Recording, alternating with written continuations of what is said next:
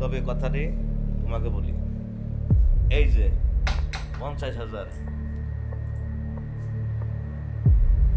অনেক কিছু দেখামু ইন্ডিয়াতে, এখানে এই যে সিলিন্ডার আছে, লাইনের গ্যাস আছে, বাসা নিজের। ও সবই জানে, ওর নামে সব কিছু করে দিতে চাইছিলাম, তবে লোভ বেশি বেশি, লোভের দিকে কেউ কপালের নেই। আশা করি জীবনে আমি তোমাকে জীবন আর ফোন দেবো না, আর তোমার সাথে কোনো কালেকশন আমার থাকবে না।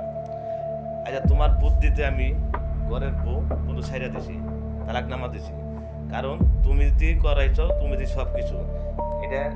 আর আজকে পাগলের মতন আমি ঘুরতেছি জায়গায় জায়গায়, তোমার ফোন দিলি পরেই তুমি খালি গো এটা নাকবো ওরা নাকবো।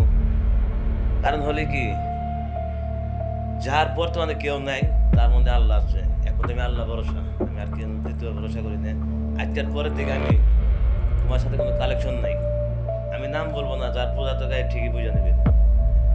লোভী মেয়ে আমি দেখতে পারি না। তুমি তুমি যা করছো ভালো করে নাই। এই যে মাইসের সাথে অনেক ধরনের হাতে ইলেকশন করতেছো, কেউ 10টা টাকা দেয়, দেয় না।